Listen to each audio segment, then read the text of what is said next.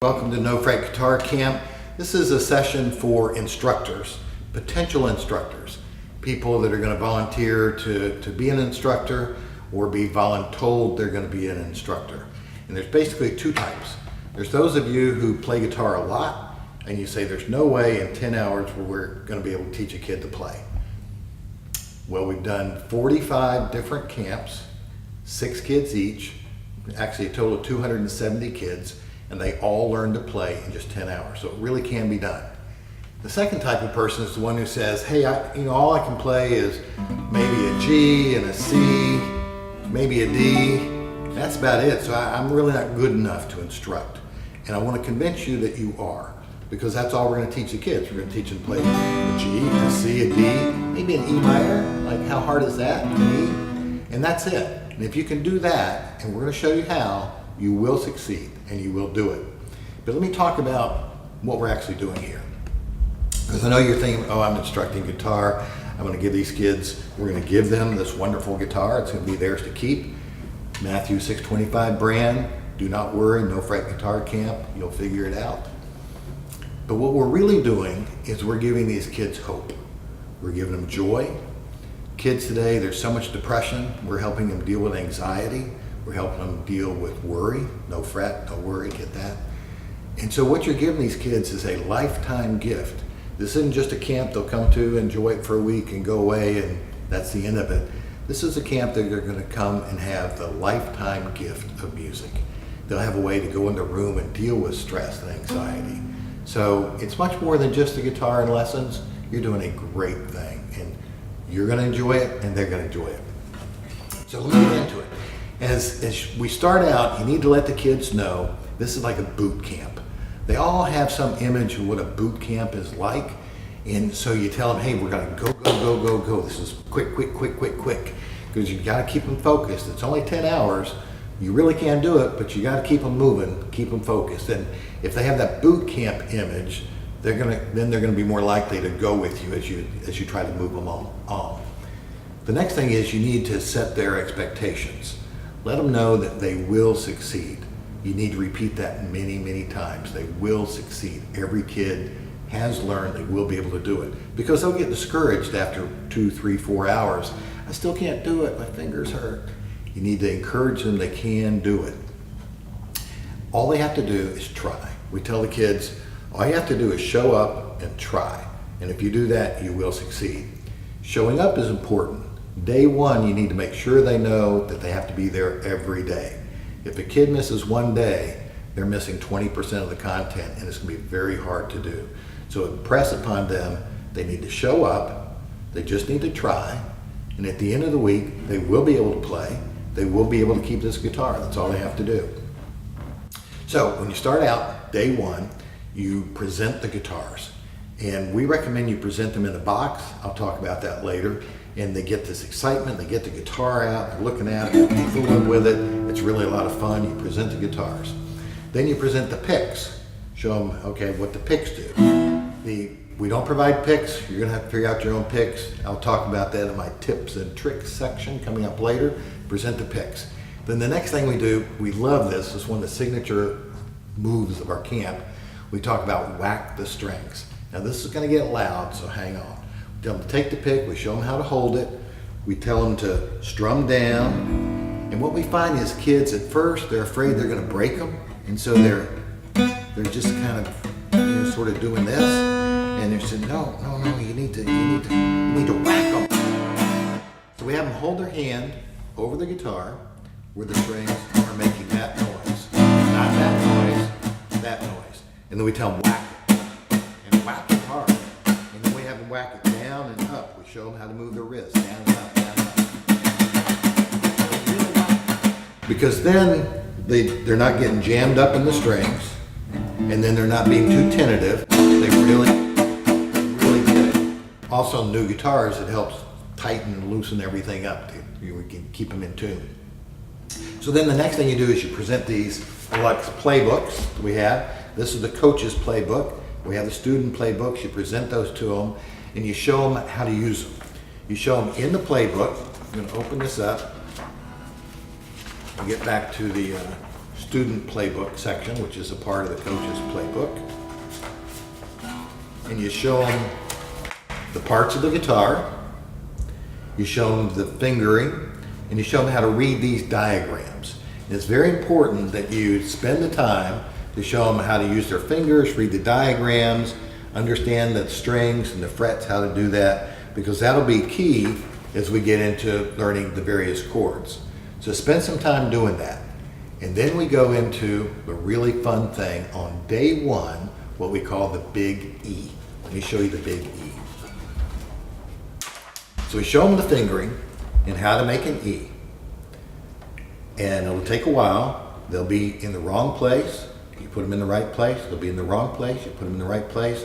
They'll have the fingers spread out. You put them back in the right place. They'll move up here. Nope, put them back in the right place.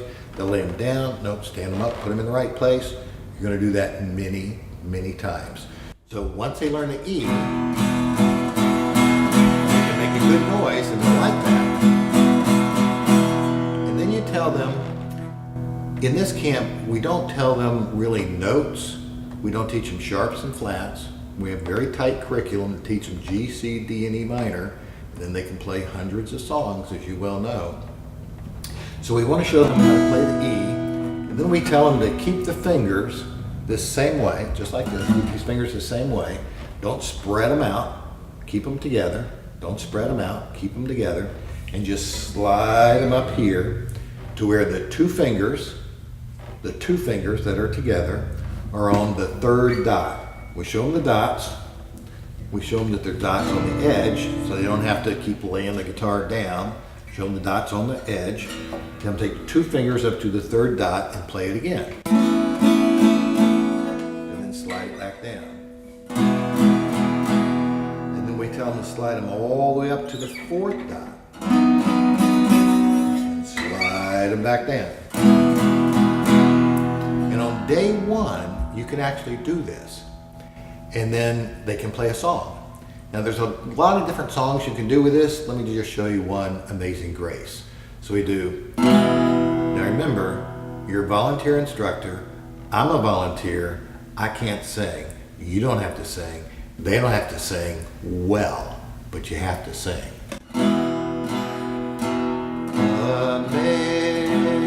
Amazing grace, how sweet the sound. That's all we're doing, sliding up. Sing, oh wretch, up to the fourth dot, like me. We have them strum a little slower than this. I once was lost. Yeah, really slow. Slide to the third dot. Back to the bottom. Found was blind. Up to the top. But now I see. And then they go, because they're kids. They do that. That's what happens. It always happens. So that's what you do on day one. And on day one, they can play that song or other songs in that 1-4-5 kind of thing. We find Amazing Grace is one most of the kids kind of know the tune. So we do that. By then, their fingers are tired, they're sore, they hurt. So we take a break and we do a devotion. Now in our playbooks, we have devotions written out for you. We usually have the kids read them, take turns reading a paragraph. It's just one page long. You don't have to use our devotions. You can use whatever you want. But this is simple. If you're a volunteer and you're not comfortable with devotions, it's a simple thing to do. There are devotions about, like, is it okay for Christians to have fun? Devotion about, I don't like new songs. I only like old songs. So use those devotions, do some kind of devotion. Take some time, show them some videos. We have videos on the website of Playing for Change, playing songs like Lean on Me, Stand By Me. Get them excited about music. Ask them about their favorite songs.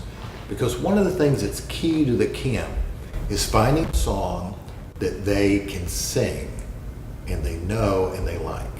If you try to teach them a song they've never heard, it's not going to work very well. It's going to be harder and they're not going to try. If it's a song that they like, they'll try harder. So you need to find that song. And during the break is a good time to ask them about the songs. Maybe play some of the songs. We have a cool video on the website of one of our students playing 10 of our contemporary praise and worship songs, about 20 seconds of each one, all which is G, C, D, and E minor. You can play that and ask the kids, raise your hand if you know this song. Might help you identify a song that they all know and like. Sometimes it's none of those. If they're not church kids, they might not know any of those songs. And you can try songs like Lean on Me, Stand by Me, Don't Worry, Be Happy. Just find some song that they do know that they want to learn, and then they can do it. So that's all you have to do.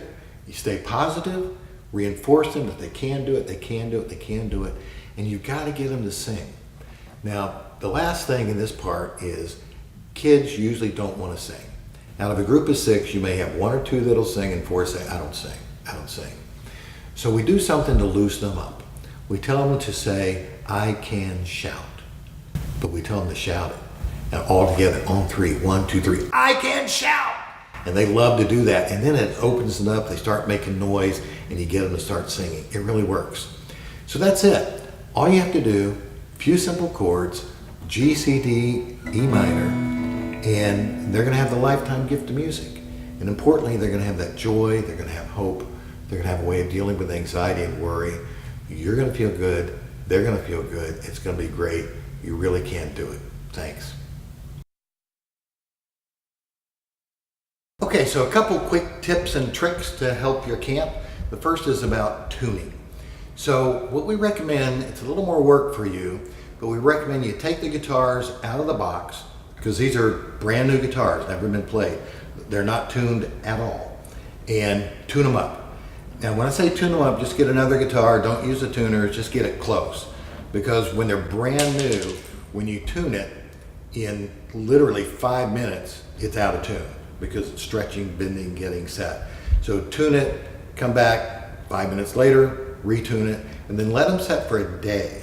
And then come back and tune them again. Again, close, not great, don't even use the onboard tuners. Just tune them listening to another guitar, get them close. And then pack them back up in the box, put them back in the styrofoam, put them back in the box, and present them to the kids that way.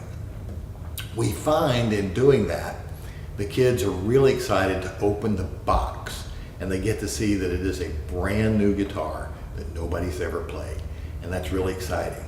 If you just give them the guitar out of the box, already tuned up, somehow it's just not as exciting as opening the box. So we recommend you do that. Leave the cases in the box, they're packed with it, and they can put them in the cases later. But that's a good way to get them excited. And it's important on day one, you don't want to spend all day tuning them. And again, they don't hold the tune right off, so you'll mess up your first day if you don't take them out and tune them beforehand. So that's tip number 1. Number 2 is, they're going to say their fingers hurt. My fingers hurt, my fingers hurt, my fingers hurt. On the website, the first video on the first page of the website shows some kids talking about the camp. And the second kid there is really cute. Says, oh, at first I didn't like this, my fingers hurt, but then I got it and now I love it. And the other kids, hearing that kid say that, is really positive and encouraging to them. So show that video during one of your breaks, maybe the first break, show that video, so the kids know that it's natural that your fingers are gonna hurt, but you're also gonna enjoy it and do it as the other kid does. The third tip is, it's good to have a helper. Now the helper does not need to know how to play guitar, but as we show the kids the E, like I was telling you, the big E, any of the chords, what you have your helper do is say, no, stand those fingers up. Nope, stand those fingers up. Nope, stand those fingers up. Nope, slide those fingers down. Nope, slide those fingers down. And the helper can do that, because once you show them where the chord is, here's a G, no, it's not here, it's there. It's not here, it's there. Nope, it's not here, it's there. The helper can do that 100 times while you're helping somebody else. They don't need to know how to play. They really can do that. And a lot of what you're going to be doing for the whole week is just getting them fingers in the right position. And the helper can learn that very quickly and see if they're here instead of here, that they need to change. So have a helper, it's going to make it a lot better. The fourth tip is, don't add to the curriculum. Now, I know you're going to be tempted to do that. Many of my instructors are. I have instructors who want to show them some bar chords, want to show them some cool moves, want to show them cool licks. But if you spend time adding to the curriculum, they're not going to learn. Now, if you have older high schoolers, maybe you can do that. With younger high schoolers or middle schoolers, you're not going to be able to add to the curriculum. So avoid the temptation of doing that. The fifth tip is on these onboard tuners. Now, day one, we don't even take the batteries out to make the tuners work. The batteries are sealed. They come from the factory sealed. We don't take them out. We don't use the tuners because the kids will be fooling with this all night long. At the end of the night, you can show them how to take the battery out, unseal it, put it back in. They can take them home and they can play with those tuners all they want. But during the camp, you don't want them messing with the tuners. It just takes up too much time. And that's it. That's all you have to do. Some simple tips can make it really easy for you. And remember, what you're doing is you're planting these seeds. You know, as we spread seeds, they're not all on fertile ground. They're not all going to grow, but a lot of them are. And again, you're giving these kids the hope, joy, reduced anxiety, a way to deal with worry, connecting with God. All of our churches use music to help us connect with God, help God connect with us. You're doing that with these kids. It's a great thing. Thank you. Whoop, wait a minute. Bonus tip. So I have here these Chick-fil-A cards. Chick-fil-A will give you these, be our guest cards. This is one, your choice of a free chicken sandwich, grilled chicken sandwich, spicy chicken sandwich. This one is a free meal. And you take these and you buy these really cool little hole punches that are pick punches. You can buy them on Amazon. And you punch out guitar picks that are Chick-fil-A guitar picks. And the kids just love these things. Chick-fil-A guitar picks. Really cool deal. Thanks. No more bonus tips.